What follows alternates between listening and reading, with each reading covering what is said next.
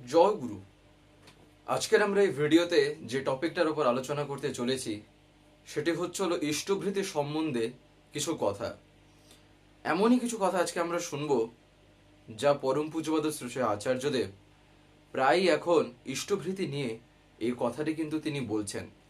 তার কারণ আমরা ইষ্টভৃতিকে বাস্তবে দেখবেন করে থাকি ঠাকুরের দীক্ষা নিয়ে যতজন, হয়তো দেখা যাবে তার মধ্যে থেকেই আমরা হয়তো সেই জিনিসটাই জানি না যে ইষ্টভৃতি কিভাবে আর কোন ভাব নিয়েই যে করতে হয়, কিংবা ইষ্টভৃতির ভিতর দিয়ে আমি তাকে কি এমন দিয়ে থাকি।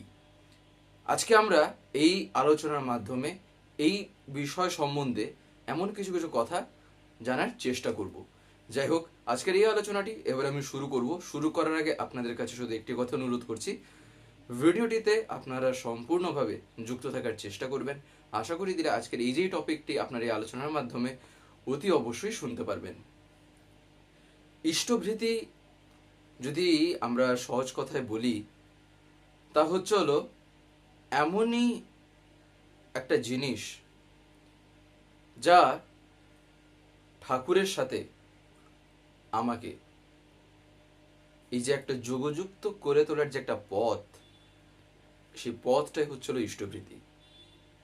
অর্থাৎ আমি যে তাকে ধরে জীবনে এমন কি করতে পারি যেখানে তার সাথে আমার যে বলতে পারেন এখনকার ভাষায় আমরা যে বলি না যে একটা রিলেশন, একটা সম্পর্ক, তাই আমার সাথে তার এমন কিছু তো থাকা চাই যেটার দ্বারা আমি বুঝবো যে হ্যাঁ, তার সাথে আমার এমন একটা কিছু সম্পর্ক আছে।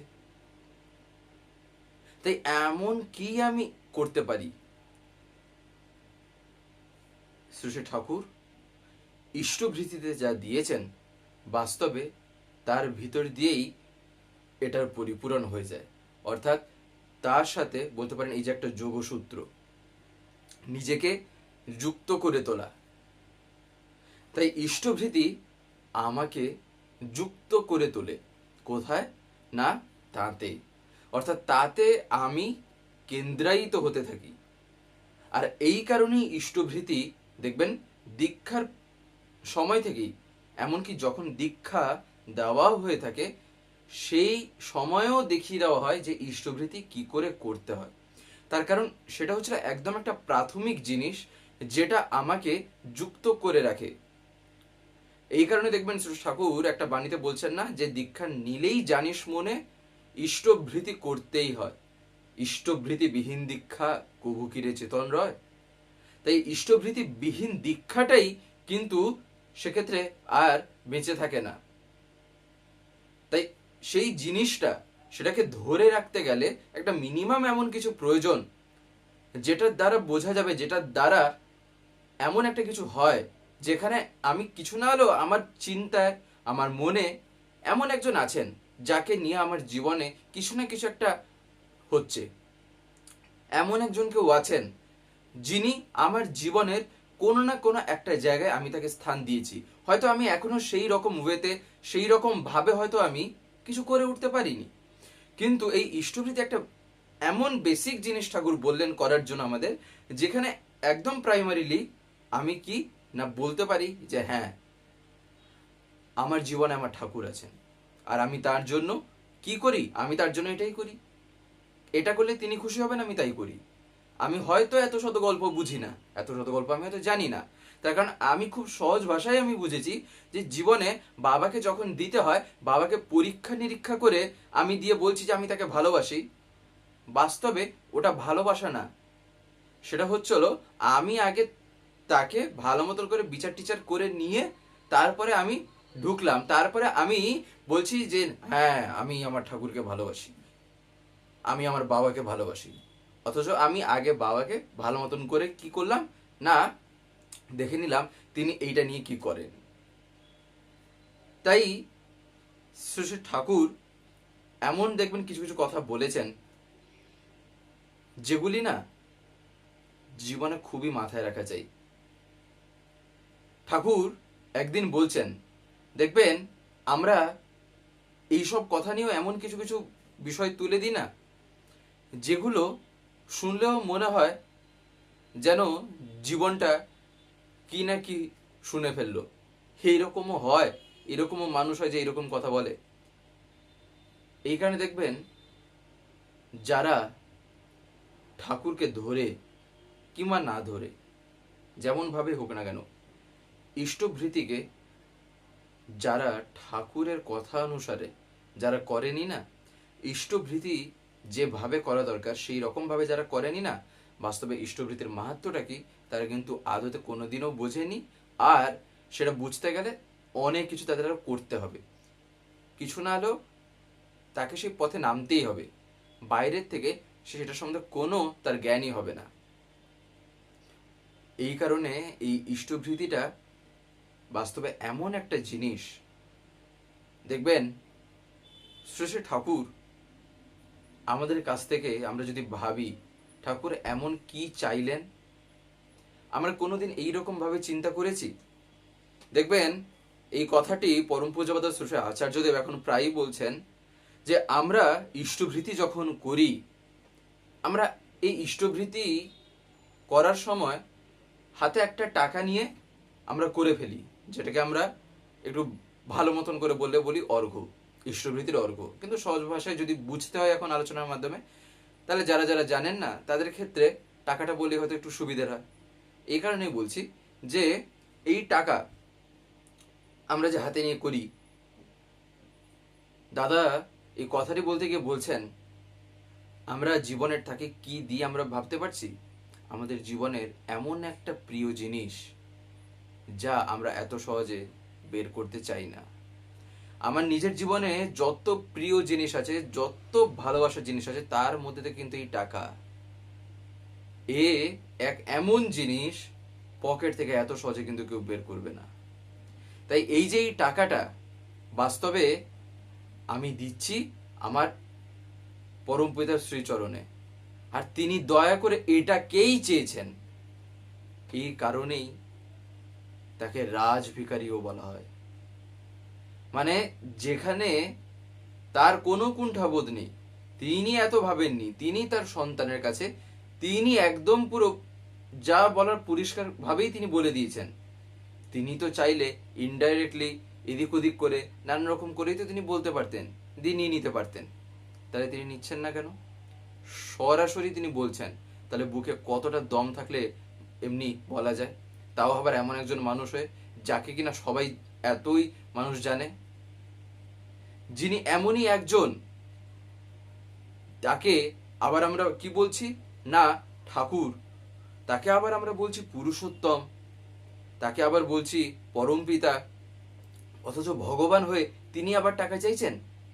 বাস্তবে তিনি চাইছেন না আমার নিজের মঙ্গলের জন্যই। এইটা আমরা জীবনে কোনোদিন ভেবেছি? তার কারণ কি জানেন? তার কারণ হচ্ছে হলো এই টাকা এক এমন জিনিস, জীবনটাকে যেমন ভালো করে তোলে তেমনই খারাপ করে তুলতে একটা সেকেন্ড লাগবে না এই টাকারই। তাই আমি যদি টাকাটাকে ব্যয়ও করতে যদি না শিখি না, শুধু আয় করে গেলাম সারা জীবন, ব্যয়টা যদি ঠিকঠাক মতনও যদি না হয়, তাহলে এই টাকাই কিন্তু জীবনে দুর্দশা করে দেবে, এমনই দিন দেখিয়ে দেবে। এই কারণেই শ্রী ঠাকুর বলেছেন না যে টাকা আয় করা সহজ বরঞ্চ, কিন্তু ব্যয় করা কঠিন। তার কারণ টাকা যতই আয় হোক না কেন, ব্যয়টা যদি ঠিকঠাক না হয়, তাহলে জীবনে আমার কোনোদিন বলতে পারেন টাকার হবে না। তখনই মনে হবে যে এত করেও এত কিছু করছি, টাকা এত ইনকাম হচ্ছে, তা সত্ত্বেও কেন টাকা থাকছে না? তার কারণ আমার ব্যয়টাই ঠিক নেই। তার কারণ আমি সময় অনুসারে, আমি পরিস্থিতি অনুসারে নিজেকে সেই রকম ওয়েতে আমি টাকাটাকে খরচ করার, টাকাটাকে ব্যয় করার আমি পরিকল্পনা করে আমি সেটাকে কার্যে বাস্তবায়িত করিনি। তাই এবারে জীবনে এত দিকে একটা মানুষ হয়ে আমি কত বা লক্ষ্য রাখবো? তাই এই সব কিছুকে একটা জায়গায় যদি আমি ঢেলে দিই, তাহলেই তো জীবনটা সোজা হয়ে যায়। এই কারণেই তিনি, যেখানে আমি আমার জীবনের এতই একটা প্রিয় জিনিস যা কিনা টাকা, আমি সেটাকেও দিয়ে দিচ্ছি কোথায় না তার শ্রীচরণে। তাহলে ভাবতে পারছি যে তিনি কি চাইছেন। আবার এই টাকাটাই আমি কি করছি না, যখন তার শ্রীচরণে দিচ্ছি, আমি সেখানেই আমি প্রমাণ করে দিচ্ছি সবচাইতে প্রথমে যে আমি টাকার চাইতেও বেশি আমি আমার ঠাকুরকে ভালোবাসি। তার কারণ আমি আমার জীবনের সবচাইতে একটা প্রিয় জিনিসকেও আমি এমন একজনের চরণে ঢেলে দিয়েছি যেখানে আমি দেখিয়ে দিতে পারি যে আমার জীবনে টাকাও এত ম্যাটার করে না যতটা তিনি করেন। যতটা আমার জীবনে তার স্থান আছে, সেই জায়গায় একটা কারোর আমার স্থান নেই আমার জীবনে, কারণ তিনিই হন। এই কারণেই আমি আমার ভালোবাসার একটা খণ্ডই, আমার এমন একটা প্রিয় জিনিস, এমন একটা ভালোবাসার জিনিস, সেখান থেকে একটা খণ্ড আমি আমার ঠাকুরকে দিয়ে দিচ্ছি। তাহলে এখান থেকে কি হলোটা কি না, তা হচ্ছে আমি আমার ভালোবাসাটাকে ট্রান্সফার করছি একটা কোথায়, যার ফলে কি হচ্ছে না সেই জায়গা থেকে তখন সেন্ট্রালাইজড হয়ে যাচ্ছে।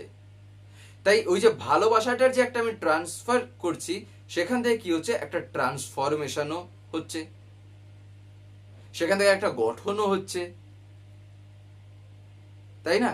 যেমন দেখবেন একটা উদাহরণ, জাস্ট একটা উদাহরণ, মা বাবা যখন তাদের সন্তানের জন্য কোনো জামা প্যান্ট কিনতে যান, জামা প্যান্ট কেনার সময় তারা তো সেই টাকাটা দিয়েই কিনে থাকেন। এই রকম কি কোনোদিন হয় যে টাকাটা না দিয়ে, কিংবা টাকাটাকে আমি দিতে চাই না, টাকাটা আমার খুবই একটা প্রিয় জিনিস, সেটাকে আমি একদম খরচ করব না, অথচ আমার জামা প্যান্ট চাই? এরকম কি হয় কোনোদিন? কিন্তু সেটা তাহলে বাবা মা করেন কেন? তার কারণ তার ছেলেকে ভালোবেসে, সেই ভালোবাসার জন্য তিনি সেই টাকার মাধ্যমেই তিনি তার ছেলের জন্য, তিনি তার মেয়ের জন্য তিনি বস্ত্র কিনে আনছেন। তো সেই জায়গায় কি বোঝা যাচ্ছে না, ভালোবাসাটা একটা জায়গা থেকে আমি আরেকটা কিছুতেও পাঠাচ্ছি। আমার ভালোবাসা সেই টাকাটাকেই আমি এমন জায়গায় আমি দিলাম যেখানে সেই টাকার উপরেও আমি তাকে রাখি।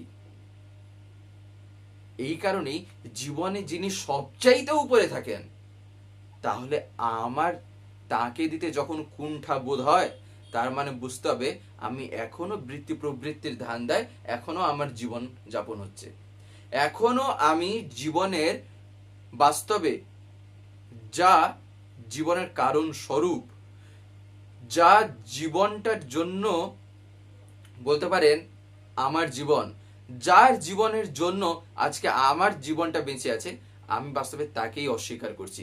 তার মানে নিজের জীবনটাকে আমি তখন অস্বীকার করলাম। এই কারণেই শ্রী শ্রী ঠাকুর বাস্তবে এই যে ইষ্টভৃতির কথাও যে বলেছেন, এই ইষ্টভৃতির ভিতর দিয়ে তিনি যা গ্রহণ করে থাকেন তা না আমরা ধারণাও করতে পারি না। তার কারণ ইষ্টভৃতি কথাটার ভিতরেই দেখেন কি আছে, তা হচ্ছিল মঙ্গলের ভৃতি। তার কারণ ইষ্ট কথার মানে হচ্ছিল মঙ্গল, আর ভৃতি মানেই হচ্ছিল ভরণ পোষণ। তাই এই যে মঙ্গলের যিনি ভরণ পোষণের দায়িত্ব নিয়েছেন, যিনি সেই জিনিসটাকে ধরে আছেন, আমি যদি তাকেই যদি দিতে কুণ্ঠাবোধ করি, যেখানে তিনি নিজে একদম পুরো সরাসরি বলেছেন যে ইষ্টভৃতি করার কথা, তাহলে আমি বুঝতে পারছি যে আমি জীবনে কোথা থেকে যে আমি বঞ্চিত হচ্ছি। আর এগুলো এত সহজে হয়তো সবার মাথাতেও হয়তো ঢুকবে না। কিছু কিছু ক্ষেত্রে জীবনে কি হয় দেখবেন, এমন এমন ঘটনা জীবনে যখন ঘটে না, যে ঘটনার ভিতর দিয়েও অনেক কিছু শেখা হয়ে যায়। সেগুলো হচ্ছিল প্রকৃত অর্থে অনুভূতির গল্প। সে অনুভূতি বুঝিয়ে দেয় যে কেন ইষ্টভৃতি। আর এমন বহুই ঘটনা আছে বাস্তবে জীবনে শ্রী ঠাকুরকে যখন আমরা পাই না, জীবনে যে কি পেয়েছি আমরা নিজেরাও জানি না, যদি না সেই সাধনায় যদি আমরা না যুক্ত হই। এই কারণেই শ্রী ঠাকুর যে কথাগুলি বলেছেন সেগুলিকে পালন করতে হয়। শুধু কথায় না, শুধু বাক বা ব্যবহারে সেটাকে ফুটিয়ে তোলা চাই। তাই শুধু বাক্যে বা কথায় না, ব্যবহারে আচরণে তিনি থাকা চাই। আর এই ইষ্টভৃতি এই কারণেই আমার জীবনের বাস্তবে এমন একটা জিনিস, যা শ্রী ঠাকুর একদিন বলছেন না, এই ইষ্টভৃতি হচ্ছিল সেই নিকুম্ভিলা যজ্ঞ, সেই নিকুম্ভিলা যজ্ঞের মতন এই ইষ্টভৃতি পঞ্চমহাযজ্ঞ এর মধ্যে দিয়ে তখন সাধিত হয়। কেনই বা শ্রী ঠাকুর বললেন এটা নিকুম্ভিলা যজ্ঞ?